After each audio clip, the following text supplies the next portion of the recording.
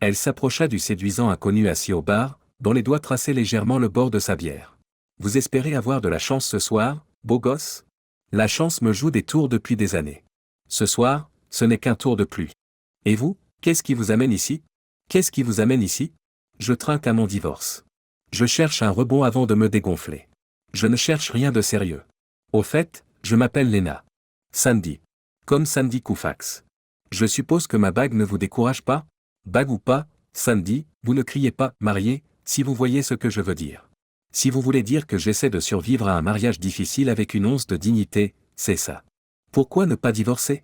Pour des raisons financières. Soit on divorce et on vit dans la pauvreté pendant qu'elle et ses amants prospèrent, soit on reste marié et on garde de l'argent. Dans mon cas, mon ex a trouvé un mannequin plus riche et plus sexy. J'ai obtenu la moitié de presque rien, mais j'ai perdu tout ce que je chérissais.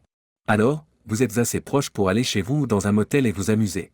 J'ai un SUV aux vitres teintées sur le parking, avec un matelas gonflable à l'intérieur. Pas de siège arrière. Et des lingettes nettoyantes à portée de main. Vous êtes venu préparé. Je cherche des sensations fortes dans tous les bons endroits. Je n'ai pas besoin de sortir avec quelqu'un, vous savez. Sandy jeta un billet de $20 et suivit Lena jusqu'à son véhicule. Préservatif? Je suis clean, promis. Tu ne mentirais pas à ce sujet, n'est-ce pas? Propre pour autant que je sache. Si j'étais encore avec ma femme, qui sait? Mais pour ce qui est de mon partenaire actuel, ma main, pas de MST ici. Ça me va. La pilule couvre la peur de la grossesse à 97%. C'est une chance que je prendrai n'importe quand. Après l'amour. Alors, Lena, comment c'était pour toi? Oh, Sandy, c'était incroyable. Vous avez exploré des territoires que personne d'autre n'avait touchés. Tu as établi une nouvelle norme. Je pourrais être ruiné pour n'importe qui d'autre. Oh là là. Effronté.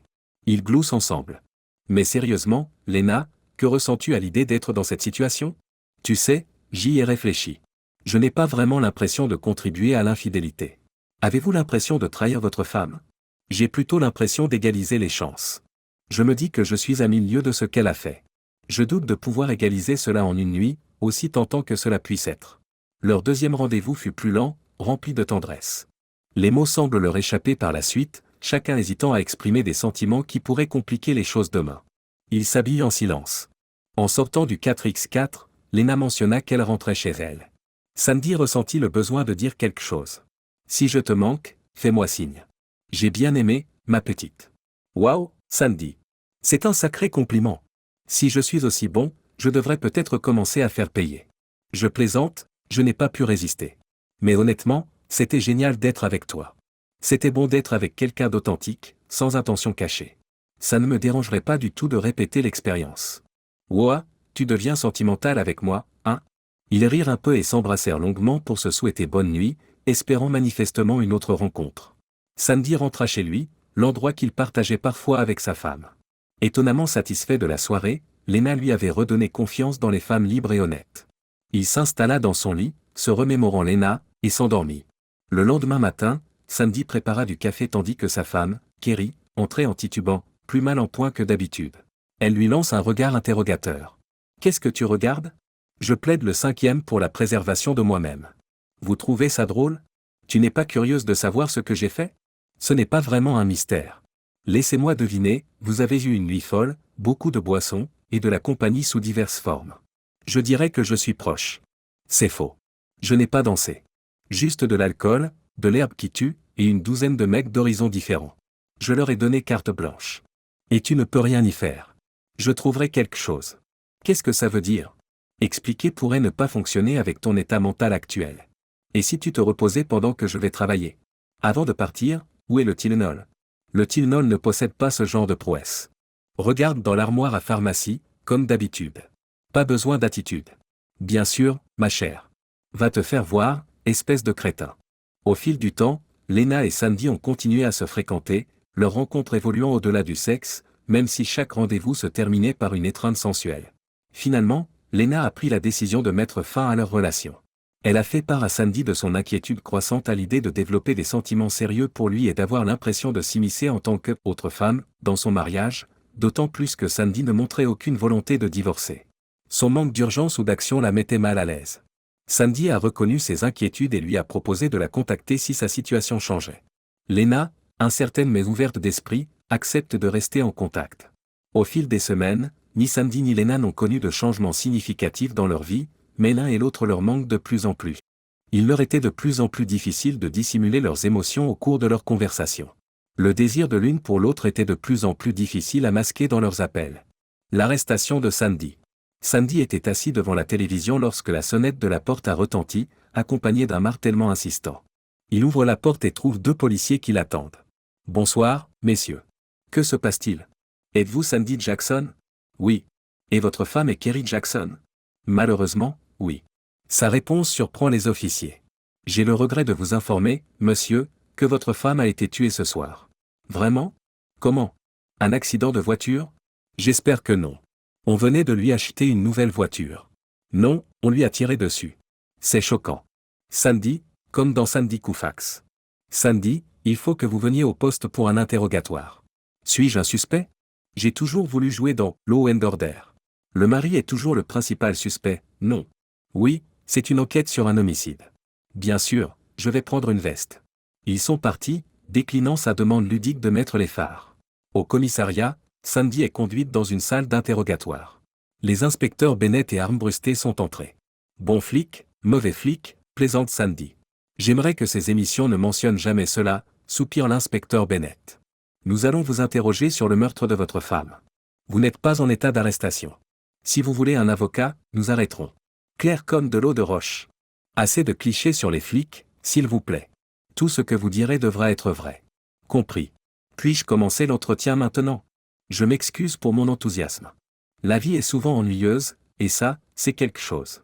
Accusé de meurtre, moi. Passionnant. Vous ne devriez pas avoir des remords d'avoir perdu votre femme. Non, je l'ai perdue il y a longtemps. C'est triste quand quelqu'un meurt, mais la vérité, c'est que Kerry était une personne horrible et infidèle. Alors, comment est-elle morte? 2 balles à l'arrière de la tête. Ça a l'air professionnel. Laissons les conclusions à nous-mêmes. Mais oui, ça a l'air professionnel. Je ne suis pas un tueur à gages. Je me demande s'il y a une école pour ça. Mais vous pensez que j'aurais pu en engager un? Pas dans l'annuaire, mais vous connaissez quelqu'un qui pourrait en trouver un, Petro Marconi. Petro, mon ami d'enfance. Des relations avec la mafia. Oui, la partie la plus excitante de mon histoire, un ami avec des liens avec la mafia. Pardon, vous disiez? Il est possible que Petro ait trouvé un tueur à gages.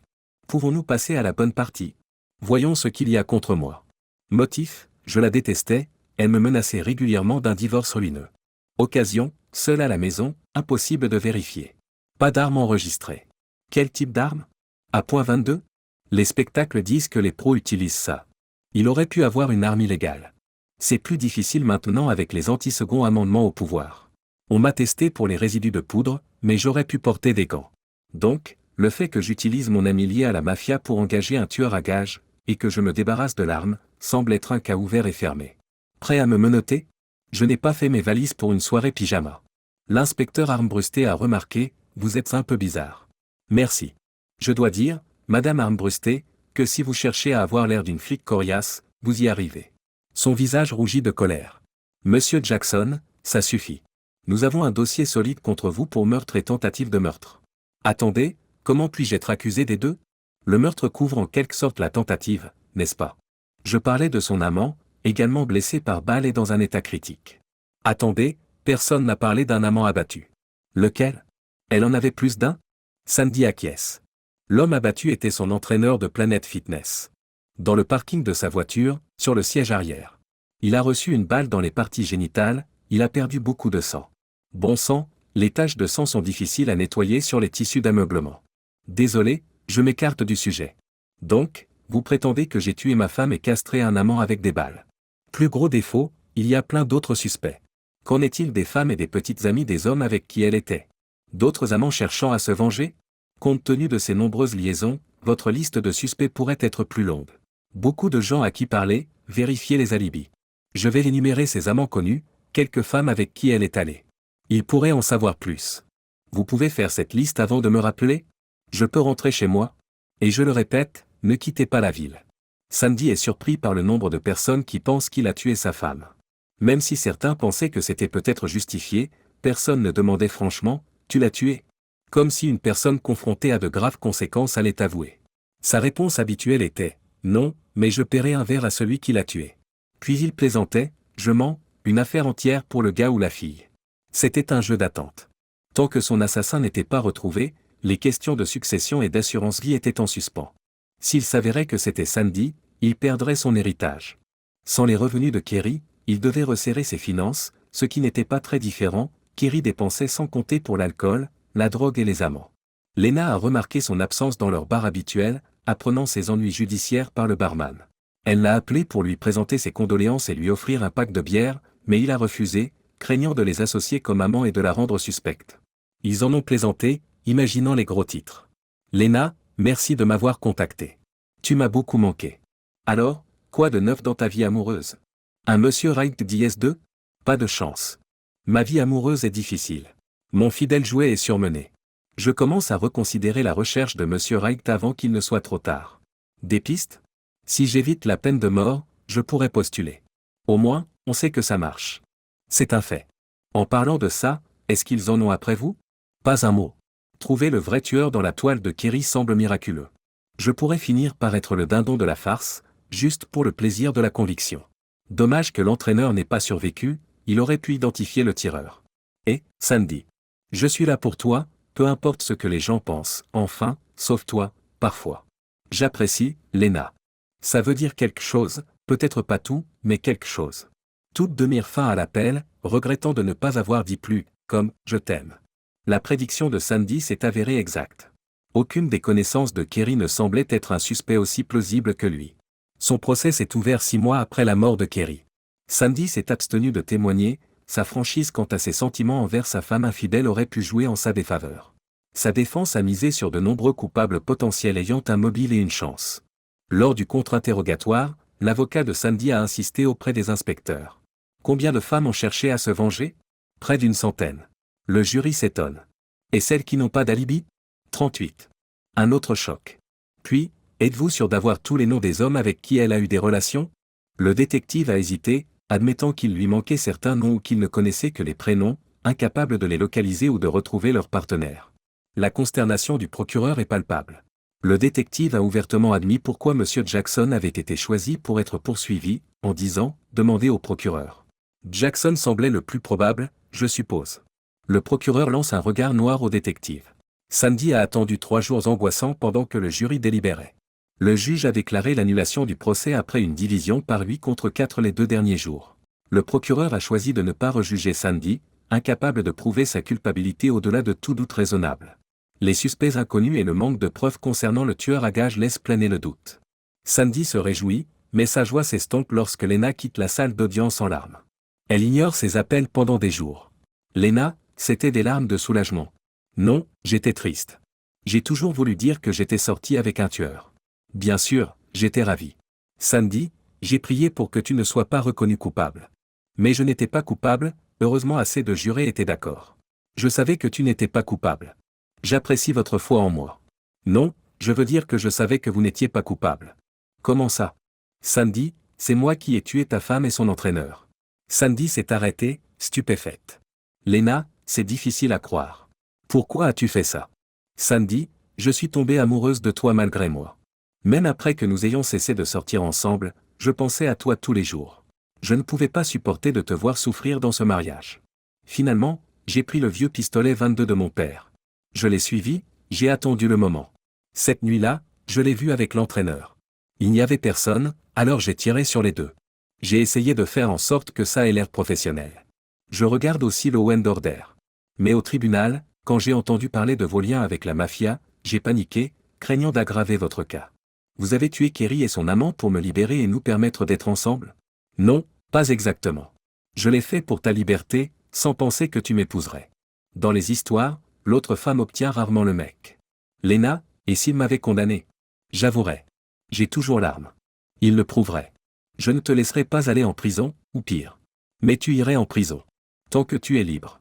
C'est une façon originale de dire « je t'aime, toi ». C'est vrai? Peut-être que tu as peur que je te tire dessus si tu ne me choisis pas. C'est en partie ça. Il y a quelque chose d'excitant à propos d'une femme avec un pistolet fumant. En parlant de ça, tu dois te débarrasser de ce pistolet là où personne ne le trouvera. Sandy réfléchit un instant. J'ai l'endroit idéal. Bien après minuit, les 2 hommes se rendirent de la voiture à la tombe de Kerry Jackson. Sandy se servit d'une bêche pour créer une petite sépulture pour le pistolet, en minimisant la perturbation de l'herbe. Il a soigneusement replacé la couverture végétale, en essayant de la rendre indétectable. Il a même uriné autour de la zone pour aider à estomper les bords du gazon. Personne ne se rend sur sa tombe, elle devrait être en sécurité ici. Lena demanda, « Qu'est-ce qui t'attend, maintenant que tu es un homme libre ?» Sandy lui passe le bras autour de la taille et lui sourit, « Il est temps de te faire passer de l'autre femme à l'autre. » Il sort une petite boîte à bagues. Lena s'esclaffe, « Tu ne vas pas me demander en mariage sur la tombe de ton ex-femme, n'est-ce pas? C'est trop. Tu as raison. C'est trop vulgaire. Et si on dansait sur sa tombe et qu'on en restait là? Et c'est ce qu'ils ont fait.